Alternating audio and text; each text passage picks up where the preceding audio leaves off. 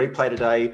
My name's Barry Magliarditi, your host for this episode of the Freedom Series. And today I have Steve Ray on the other line. Steve is everything but an entrepreneur, and yet he has everything that he wants. He's in his zone when it comes to inner game and thinks that this is the place to ensure whatever you want your outer world to look like, the internal world is the only place to start, because this is the ultimate foundation. Failed entrepreneur with no business talents. This is going to be an absolutely ripper of a show. So Steve, welcome to the show. Thanks, Barry. Good to be here. So grateful you're here. Yeah. And we're going to chat, as we said, not an entrepreneur, anything but an entrepreneur, but yet you have everything that you want. And what we're going to share about today, as we both know, we've known each other for a long time, I honestly believe is the core foundation for what I've built in my life as well. And I honestly feel it's a core foundation that so many are looking for today and have yet to find within themselves. So you want to kind of intro, I guess, just share a little bit of an introduction in terms of what are we going to be touching on in this evening's episode? Thanks, Barry. Look, for me, the big thing that, we're in a particular time in history, which is just an incredible time where there's so much of our freedom, and it's so amazing, you're running the Freedom Series, but there's so much of our freedom that's actually now being hemmed in, and where there's this internal wrestle between that liberty that we have been so used to, flying around the planet, doing whatever we want, and now all of that being closed in, and somehow trying to work out, I can feel myself not liking that, but at the same time, is that actually where freedom is to be found? In all the things that we can do. Now, of course, yes, at one level. But one of the things that this whole pandemic time has shown is that we are often lacking that resilience inside. We are quite fragile, we're quite brittle when the external world changes and it's not suiting our needs, right? So what I'd like to share today are some kind of building blocks of emotional resilience. And people talk about resilience all the time, how do you get it, where is it, what is it? And I just want to share really a bit about that, because the work that I do in group work, I was taught under an amazing teacher, Glenn Oker, who herself went through an incredible life that was filled with enormous challenges. And out of that, she built this whole model of emotional resilience that for me is one that I haven't seen the likes of in all of the work that I've done. And particularly for me, the powerful thing is that it's a very practical thing that everybody should be able to have this resilience that can make them just much better people in the world, much better participants. So I want to share a bit about that, and I guess talk to some practical things that people can do to kind of build their emotional resilience. Now, if you've got that, to me, and that's why that introduction is so good, it's like you can have what you are looking for, because there is something bigger than all the things that we want out there that we are searching for in here. And once we find that, then we can find this peace and calm in whatever we do. It doesn't matter what we're doing. We find incredible meaning in the work that we're doing. And that's mainly because we're connected to something in here first. Yeah. This is going to be an absolutely hot episode. So if you're joining us live, welcome. So grateful that you're here. Rafi from my team is going to be in amongst all the chat, the comment boxes, through the different places we are on the web right now. So please send through and share as many questions as you've got. I would love to make sure we get you the answers. And as well as that, we'd absolutely love if you could hit the like button. Just let us know that you're watching this episode, and also start a watch party, because I honestly believe, and I'm not even kidding, this here, what we're going to speak about, I don't even know where we're going to go, but the feeling that I have is heavily related, I believe, to the core foundation of what I've been able to build in my life, and what we've also gone on to teach and to coach and to share with so many other business owners around the world today. And also what I talk about in the preface in my book, through my experience of getting locked up in Indonesian immigration. And it was a really, really beautiful experience. So please be watching, post your comments below, post your questions below, get them answered, hit the like button, and also start watch party. So Steve, you spoke a bit about emotional resilience. I guess let's start with why this is important. And I know from my own experience, and you touched on something really profound, which is that there's this brittleness that's within us, right? And in many ways, this pandemic has helped to really expose or shine the light on those parts that have been in the darkness for so long, right? Well, Because we've been yeah, a lot of people, I mean, and completely understandably, this is for them a terrible time. I feel incredibly grateful. I don't have the the challenges of so many people in society where, I mean, I can do a bit of that pivot and do some of my work in a Zoom environment, but there's so many people that's just out of their, out of the question for the kind of work that they're doing. So, being able to really find the compassion to understand that this is a very testing time for people. And it means that if we're going to be able to support each other, we ourselves, we have to start with our own internal foundation. We have to be resilient people so that we can support people because, we don't know what experience people are going through. We don't know what their personal experience is. But if we're ourselves kind of not grounded and we're not able to, within ourselves find that kind of stability, how can we support other people? So for me, emotional resilience, I'll just give you a definition. Now, there are many definitions, but this one for me really nails it, because emotional resilience is the capacity to be bold. What does that mean? The capacity to be able to speak up, to share our ideas, to take risks, and to use our full potential. I know this will be music to your ears, Barry. It gives us greater strength to appropriately respond to whatever pressures we have, workplace, social, friends, whatever, and whatever those challenges are, and it helps us to build robust, collaborative relationships. That, for me, really sums up what emotional resilience is all about. And if you have that within you, then you have incredible freedom, right? Now, if your liberty is reduced, if you don't have the capacity to do things, you're going to be less affected by that if you have that internal resilience. In a way, what you do is you drop into a place where you think, what is it that I actually have control and influence over? This is, Stephen Covey's work. And what is it that I don't? And if you see where the frustration is and where the anger at this time is, it's people getting outside of that, center of control and influence and out into what they can't control. So it's all about, conspiracy theories. It's all about the government failing. That's what the Twitter and various, whatever social media at the moment is focusing on, where that upset is in with people. So if that resilience is not there, then that's the kind of thing that we're going to see more and more of, because this is not going to go away in a hurry, as we know. So there are 7 building blocks, and let me just go through them quickly, because these, I think, once you get a handle on them, it really kind of makes sense about the work that we can do to build this emotional resilience. So the first one is, it's really important. Just a sec, just before we get in the building blocks, I think that you've raised and shared a lot of amazing points just then. And it's been something that, reflecting on my own journey as well, as up until March this year, I traveled a lot. Any given month, I was on several flights. I think I did 193 flights last year or something. Now, I've been in Perth for the last 14 weeks. It's the longest I've been anywhere in one location for probably the last 8 years, and living out of a suitcase as well. But the really interesting thing is that although that's challenged, and there's been a lot of other challenges within the work environment and so like that, I've personally felt freer than I've ever felt before in my life. And I honestly believe it's because of what we're talking about and sharing right now.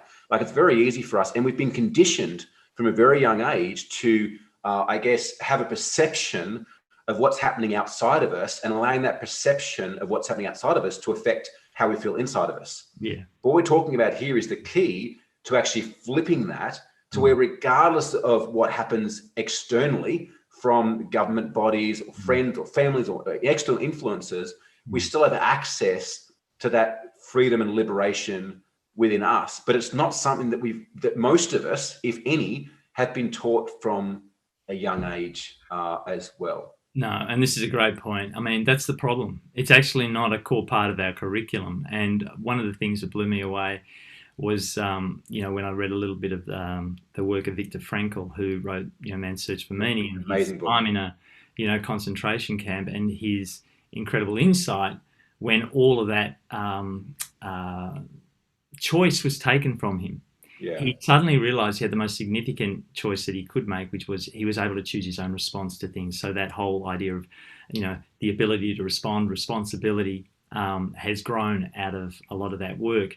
And, once you get a real sense of that, then what's happening out there in the external world has less of an impact to change the weather pattern inside. The weather out there and the weather in here, they're two different things. You can be in a sea of trouble, but quite calm on the inside if you have that kind of insight. But it's not about reading in a book. You just can't get it from doing that. And some people can go through incredible challenges in their life, and we might say at the other end of that, they're emotionally resilient people. But, what is it? How is it that they got to that other point? That's the thing. And so the first thing that's a really critical piece, I think, in being resilient is self-awareness. You have to be aware of what you bring into any situation. You have to know your weaknesses. You have to know your vulnerabilities. You have to know your trigger points. So if you're reactive to somebody else, you have to know that's you. That's not them and they're a terrible person, blah, blah, blah. That's you actually reacting to a different person, right? It takes a lot of putting yourself aside, like putting your ego aside. It takes a lot of self-responsibility over to really own the fact that, like, whatever happens out there, but it's my perception. It's what I make that mean that is affecting what happens in this weather pattern. Yeah, exactly. And so you can dump a lot of stuff into you, and it can be quite negative. Or you can actually say, no, I'm going to choose. Take a simple example: someone pulling out of the traffic, and you getting really snarly about it. But what if you just created a different story for a moment and thought, maybe that person is pulling out in front of me because they've got to get to the hospital really quickly because something terrible is happening to them. So this is another key part of emotional resilience: is generosity of spirit. People who are emotionally resilient tend to have this great generosity of spirit. They don't have an assumption of wrongdoing, which is often the place that people who, and this is very normal in all of us, that when we come from a place of fear, and that fear is built up or more likely to be present when we're stressed. So stress is one of those things that really can reveal that fragility, as we were talking about before. But self-awareness, generosity of spirit, two of the critical parts of resilience. And then another really important one, if you've got awareness of yourself, then you start getting awareness of others and understanding what might be going on for other people. Once you start to do that, then there's some compassion in the way that you perceive what's happening for other people. What are the unconscious dynamics playing out for that person? They might be very angry, but instead of saying, well, that person's just out of control, you might think, what's going on for them that they are reacting like that? We try and see something from a bigger picture. And this is another key part. This is like the fourth thing, having a sense of context, seeing the bigger picture, seeing that this little thing that's happening now is always set within other contexts. And if we understand that, then we really start to go, okay, I don't have to get caught up in this particular thing that's going on because there's something that means this is, it's going on because of this bigger picture. Yeah. Yeah, I was going to say, I want to put a different lens on what you just said for a second. Before I do, if you've joined us live, so grateful that you're here talking to Steve Ray around building emotional resilience. And we're talking all things in a game as opposed to out of game. Please, if you've got any questions, put them in. There's a bunch of questions coming through here, which we'll get to in just a second. Hit the like button. Let us know that you're there watching. Steve, this lens that I'm talking about, something that came through for me when you were sharing that was in relationships. And I've coached a lot of people that have been in relationships, whether they've been in intimate relationships and then running businesses together, or just intimate relationships in my sphere of influence itself. And there's often this common thing where partners try to make each other happy, right? And it comes back to that self-awareness piece, is that we've almost got to be selfish to be selfless. We've almost got to be selfish enough to have that ongoing curiosity into our own feelings and our own needs and our own triggers, to then really have the awareness of one another. Yet I do see in a lot of relationships, a lot of people are looking for that aspect to make others happy. But in the process, they're dishonoring themselves and what they need, which ends up creating more resentment, which ends up creating more conflict in the relationship, because they're not first focusing on, well, hang on, what do I actually need? What makes me tick? What creates triggers in me? What pisses me off? What upsets me? What makes me happy? And once we get that, and we get that relationship with ourselves, it's easier for us to relate to others. Yeah, great observation. And that goes also to, I mean, you mentioned a couple of those building blocks just in there, and there's another one there where you're talking about what are your own needs. Now, this goes to self-care, because, and we're not talking about, you know, being pampered and having massages, although that is part of self-care. This is actually more from this perspective around what are the things that, you know, what are your boundaries?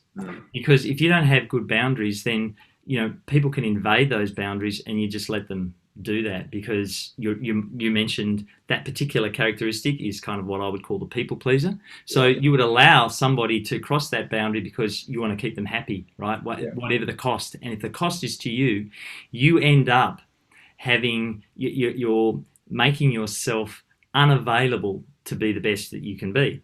Yeah. Because you're being there for somebody else at your expense. You have to have your own boundaries. I actually sometimes use the example of, you know, if you built a beautiful garden, right, and you just planted some seeds in a garden bed, and someone comes walking along, they don't know that you've planted these beautiful seeds there. They might just put their hoof straight on top of that.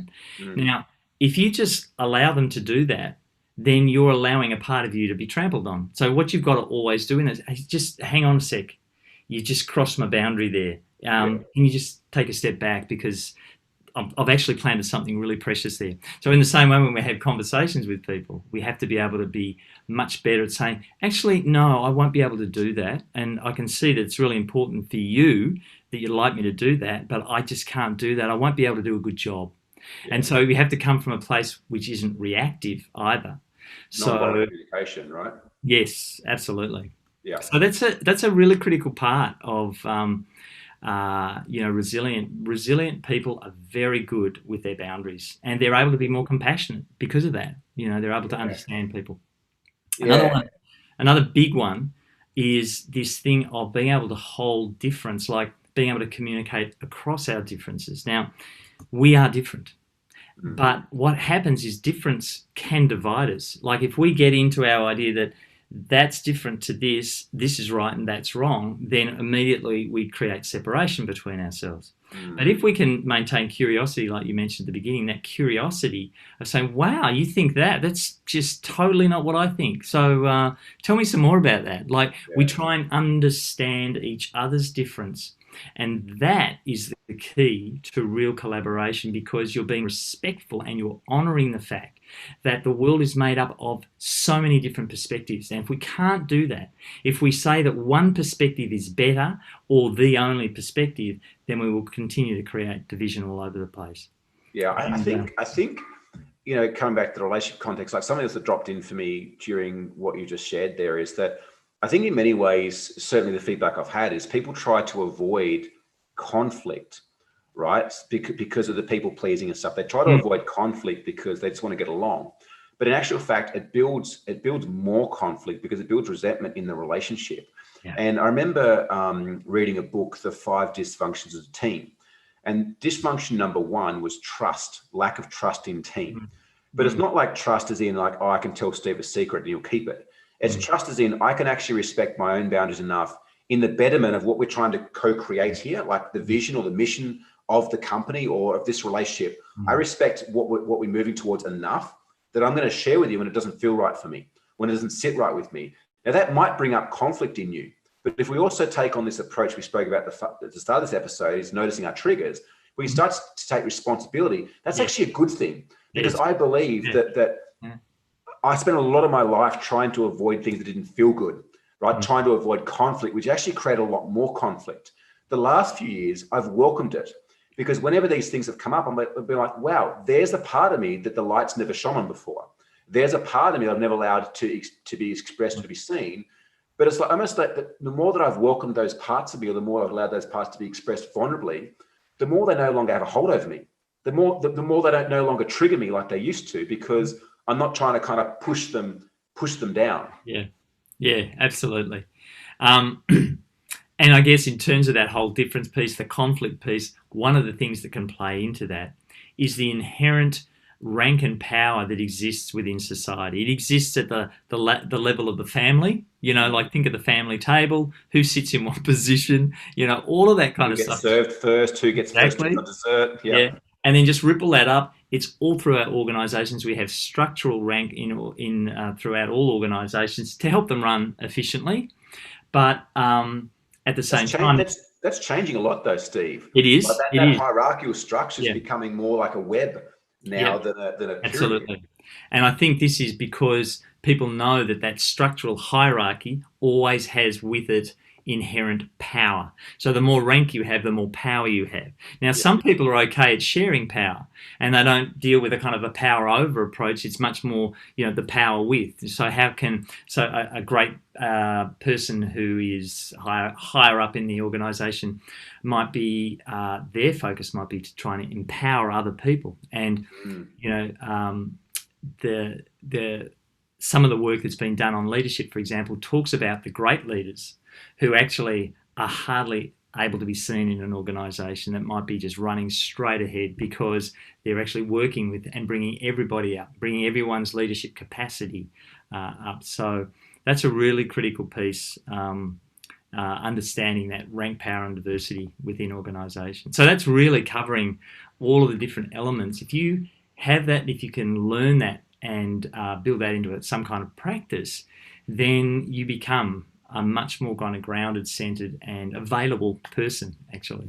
I absolutely love that. I'm going to jump into a couple of questions here as well. If you're watching live, welcome. So grateful that you're here. Please post any questions you got below and we'll make sure we get them answered. Hit the like button, let us know that you're there.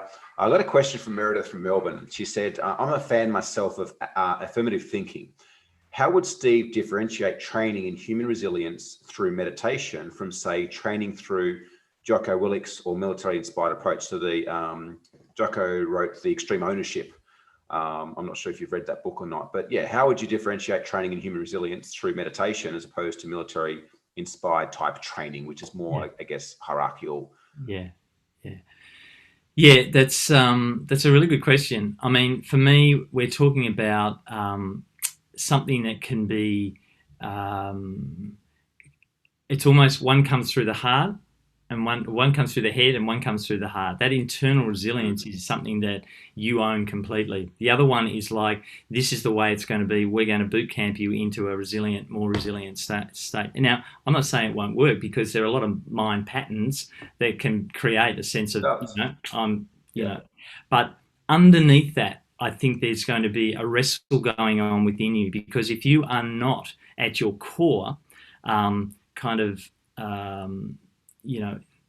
consistent with your principles, if you're not running with a whole lot of principles that are true to who you are, then there will be a dissonance between what's taught to you about this is how we're going to do resilience versus what do I need? Because emotionally resilient people really know what their needs are, and they honor those needs, Yeah, like with it's funny, what came up for me is you shared that beautifully put, like between head and heart, is that a lot of people have these biases, like they've been brought up in somewhat abusive environments.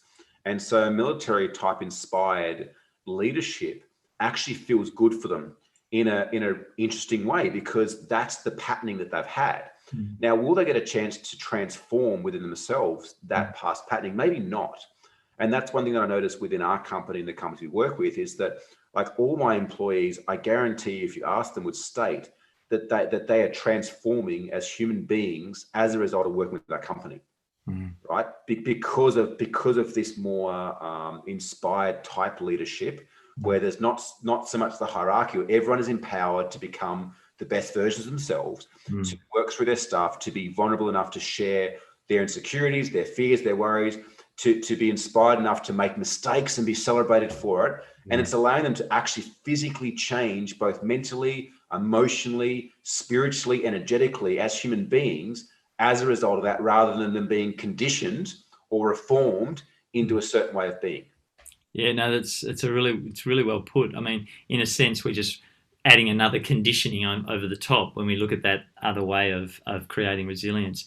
And conditioning is conditioning. You know, It at the end of works. the day, It does work. totally works. Yeah. Totally works. But actually, what's happening underneath? You know, and are you then the real person? Because, you know, what you just talked about then is a person who's actually okay with failing and is actually able to be open about their failures. They're actually going to help other people who are also. Otherwise, we become this group. There's this group think about you must not fail. Yeah. Resilient people don't fail. For example, that might be one kind of mantra that's out there. We will never fail, kind of thing. No, yes, well, we will fail because we're human beings. We're kind of built in a way that means when we fail, we have an opportunity to make a new choice, a new direction, and that's Well, often we don't even see it as failure though. We see it as like failure is only if we stop pursuing that we're pursuing. Failure is not a bump in the road or a mistake. It's funny. I'm not sure if you saw my post the other week. I posted about just this, so it's so interesting this come up because I'm super competitive, mainly with myself, and earlier on it was competitive against the world in a way to try to be seen by my parents and be good enough and all that other shit that we run from our childhood. But I'm very competitive when I'm playing Monopoly with my boys, or we go bowling or anything else like that. And I've been criticized by people that have seen that in the past that I should allow them to win or I should go easy on them. Yeah. And I'm like, no, that's bullshit. Like, I want my kids to know what life's actually like now in an environment where they get encouraged to failure. I don't want them to go through school like I did, where failure is not celebrated. And then they get out to the real world, they get their asses kicked, which they will, which we all have. And then they've got to go and try and find resilience as a 20-year-old. Right? Like, I want that now. But the thing is too, it's like we went bowling the other week and Zaid, my youngest, like whooped my backside. But it was celebrated as much as me losing or my other son losing. But he also knew that he earned it because I didn't go easy on him. I didn't pep him up to make him feel good.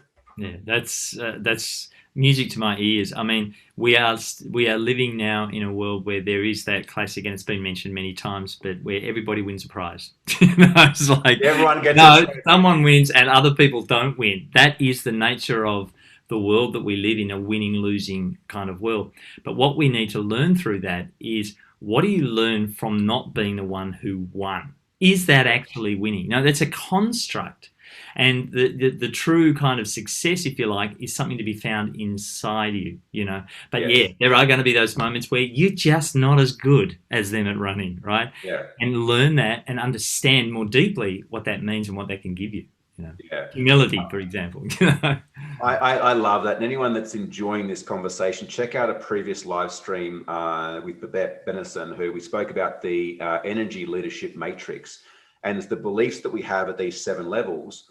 And basically level 7, which is like winning and losing are an illusion, right? So there's certain levels. It's like I win, you lose. You win, I lose. We both win or no one wins, and it goes through these different levels. But level 7 is essentially what we're speaking about here, which is winning and losing is an illusion. Right? Another question here from Keith from Sydney.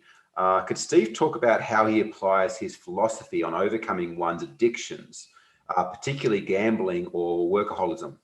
Yeah, wonderful. That's great question. Great question, and it's almost like it's a Dorothy Dix, because I've got here a book by Gabriel Mate, who's I'm a real fan of, and this is called In the Realm of Hungry Ghosts. Now, he's an amazing person who's done so much work in the area of addiction, and he actually talks openly about his own addiction. He was a doctor in a hospital, sometimes delivering newborn babies, and he would, in between jobs, he'd be going out, and he had this incredible addiction to buy music. And he, on occasion, he realised just how bad it had got when he actually missed the birth of a woman that he was in charge of, being the doctor for. So he talks about addiction and says one of the things about addiction that is really important to know is that at some level we're all on this spectrum, and addicts are people who've got to the point where they are searching. And we're all searching. We're searching for the thing that inside will somehow make us feel, oh, that is what I've been looking for. Yeah. We are looking for something deeper, and it is something deeper, to do with our connection. That's what I think it's about. And he talks about it as, the thing about addicts, one of the reasons, particularly addicts when they're, well, it actually doesn't matter. One of the things that meeting your addiction for a short period of time does, it gives you this incredible feeling of, I've got that love, right? And he describes one woman addict who said one of the things that she felt like when she would experience, heroin, for example, was she felt like she was being hugged by a loving mother. That was her experience of when she had the drug. And that's what kept bringing her back to that. Now, the hungry ghost is, part of the Buddhist tradition of, this is a realm that you would live in. And the hungry ghosts have got these, these mouths with big bellies, but they never fill themselves because they just keep feeding this addiction. So in terms of answering that question about how you deal with your addiction, what is it that you're looking for? If you keep looking outside to fulfill that feeling, which is the addiction, then you will keep feeding the addiction. You'll be stuck in a loop. But if you use that as a message to say, I'm searching for something here, I'm not searching in the right place, and then you start taking care of yourself and you apply these 7 building blocks of emotional resilience, you'll be able to let go of things. I think the most important thing for me is you need to develop some kind of practice. If you don't have a practice that helps to nourish that internal part of you that is searching, right, that has a longing to belong, a longing for something deeper, then the addiction will stay in place. But you don't fight the addiction necessarily by attacking the addiction. You find the thing that you're trying to fulfill yourself with. I want to share this book because this, for me, is a ripper. It's called Smile to Your Heart Meditations. And if you wanted to develop a practice which is going to help you find that thing within you that just creates that peacefulness, that calmness, that helps to settle and recreate the equilibrium between your heart and your mind, then that is an amazing practice because it's all about, the heart, about that deeper part of us. Yeah. One thing that I'll say is that we've launched the pre-release of my book, The Path to Freedom. Now, between now and the 3rd of August, when the book actually gets published publicly, I'm giving away a bunch of bonuses, and there is 2 bonuses, just unrelated but related. One is the outcome frame. It's a 60-minute training that will help you to get to the core of what is you're really looking for. And the other one, I know you'll love this one, Steve, is actually a private training that I recorded with Ed Rubenstein, one of our mutual friends, called The Psychology of the Heart. That's only been released to our paid, high ticket paid membership program as well. So Rafi will put a link below if you want to get a pre-release copy of the book. I think it's like $23 American. There's 4 bonuses. There's a bunch of systems, but the 2 I think, Keith, for you and anyone who's enjoying this conversation, is a training. I think it's like an hour and 20 minutes with Ed Rubenstein, who's a PhD in psychology. Yeah. Traveled the world, researched a lot of different spiritual practices as well. There's a training with him called The Psychology of the Heart, which is like unfreaking believable. Another one that's 60 minutes long called The Outcome Frame, that will help to get to the core of what is you're really looking for. And I guess, Steve, for the last kind of 5 to 10 minutes, I'd love to touch down a little bit more of that, because that's something that I start to seed in and speak about a little bit throughout my book, is this heart consciousness and the intuition that we have. We each have the ability to tap into, yet whenever you tap into, it is an untapped resource of just amazement. Yeah.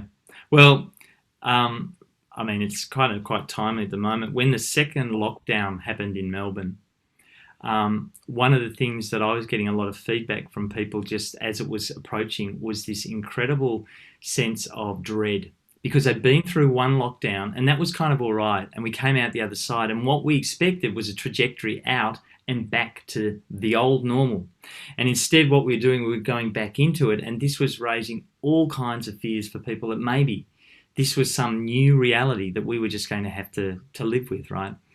So I started doing a 10-minute little practice for people to just come onto Zoom and just do this little, touch your heart, relax, smile, and get into a place where you kick the day off, connected more to that heart consciousness instead of the subconsciousness and the unconsciousness that's so active when we wake up in the morning. The fear, the stories, all the external stuff. Absolutely. And from that place, when you connect in, you're connecting into an unlimited resource, and it's an extraordinary thing, because the heart, it's a beautiful place of peacefulness, calmness, all of that. But there's something more to it, because as we go deeper into our heart, what starts to dissolve is some of the separation between ourselves and others, and all those emotional resilience things that I mentioned, they start to open up. The generosity of spirit, the capacity to hear people across difference, that self-awareness really opens up. And there is something about the heart which unites us, and I think is so helpful in terms of creating more collaborative environments where people can deal with the challenges that we have. If we need anything right now in this time, it's people who can connect better and are more willing to listen to other people. That's a thing that's really lacking, people's ability to listen to each other, even though they have a different point of view. Yeah, I love that, Steve. So beautifully put. How could people connect more with what you're sharing? Obviously, we spoke about the book, and there's some amazing downloads that do. I didn't even tell you about that. You didn't even know that we're giving away the Training with Ed Rubenstein. Amazing. Yeah, that is just incredible. Yeah. So we launched. I think we launched last Thursday. It was really funny. I might just share if that's okay. We launched last Thursday. The book, the pre-sales went live. It was actually the first day of our members' 3-day event. And the really interesting thing is it was the first event that we put on that I had nothing to do with, and I didn't even have a speaker spot. Like usually I present at these events, as you know, for 3 hours, 6 hours, 12 hours, 20 hours in the beginning. The first event that I opened up in the morning and closed in the evening, but we had external speakers, my team, put together the whole thing, speak the whole thing, and the feedback was the best event we've ever ran, based on the principles that I speak about in the book. But as I said, honestly, the fundamental core for me has been the connection to my heart, and that development to resilience and to that heart connection for the past 15 or so years now. So how can people connect more with you or some of the stuff you've shared here? There's, as I say, I think the most important thing is you develop a regular practice of some kind. Now, people, everybody's different. Yeah. Some people might like to just walk around a lake or in the bush or connect to nature. That's a beautiful way of really starting to connect to that, inner core that we have, away from the busyness of the mind. But there's one thing that I do every day is a meditation, which is connected to that smiling to your heart meditation, and it's goes for about 22 or 3 minutes, and it's available freely on YouTube. And I think there's a link there. Yeah, we'll put the link there. Yeah. And that to me is just amazing, because you really come out of that feeling. Sometimes you can do a meditation, you go, well, where was I? But you come out of this meditation feeling incredibly clear, because though it's a heart meditation, the connection between the heart and the mind is actually part of our system. We're an integrated thing. We're not a brain and a heart and it's all one. It's us that separates it. So when our heart is more open and more connected, then what happens is our brain follows suit. And it is directed by that greater intelligence that our heart is able to tap in. That is what is so exciting, because people who do this regularly talk about the clarity of thought that they have, this incredible presence. They're not moving through rapidly. They're slowing things down. They're available to be there for other people, but they're looking after themselves at the same time. So it's very simple practice, but it's very powerful. It's funny. It's something that I could speak so much about, and as I said, I said it through the book, and it is the core topic of my next book, is speaking about this connection between our mind and our heart, and also our physical body as well, because there's just a whole bunch of benefits, like decision making as well, like the amount of decisions I've gone to make, and I felt, because I've developed this muscle. It's not a muscle as in the heart, like we're talking, it's more esoteric than that, but because I've developed that connection with my heart, there's been so many times I've got to make a decision. It's like, this doesn't feel right. This does not feel right. And I've pulled back on it, and later had information that showed me why it wasn't right. Or likewise, I've been in meditation, or I've just finished a practice and I've had an idea drop through that has turned out to be a multi-million-dollar idea or a new product venture or something that's made a significant impact on my business or on my life as well. So Rafi put a link to the Guided Open Up Meditation by Masay Afende, very dear mutual friend and I guess teacher of ours. Also the Smile to the Heart meditation book, and link to my book as well. Steve, one question to finish us up that I like to ask all of our guests, and that is that knowing all that you know now and having been through life, if you would have a conversation with a 10-year-old version of yourself, what advice would you give him? Oh, that's a really good question. Look, I think now I would say, I mean, and I talk to my daughters about this. I would say, you know, everything you do with kindness in your heart.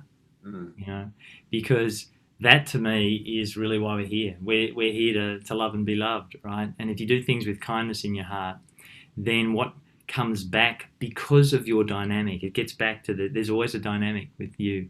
So you come out, you put that out in the world, then what is going to come back is the better version of what's out there in the world. If you come out with reactivity and fear and whatever else, that is what is going to bounce back to you, because the action-reaction dynamic, it's just pure science from that point of view. So Cause and effect as well, right?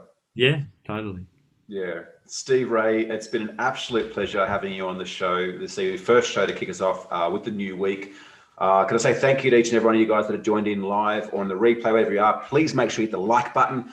Let us know that you're there, and continue to post any questions or comments you've got for myself and Steve. We'll make sure that they get answered, and look forward to seeing each and every one of you guys on the next show as well. Steve, thank you so much for your generosity of heart and all that you've shared this evening as well. I trust it's been well received. Good on you, Barry. Thank you very much. Thanks for your incredible enthusiasm. It's always lovely to spend time with you, mate.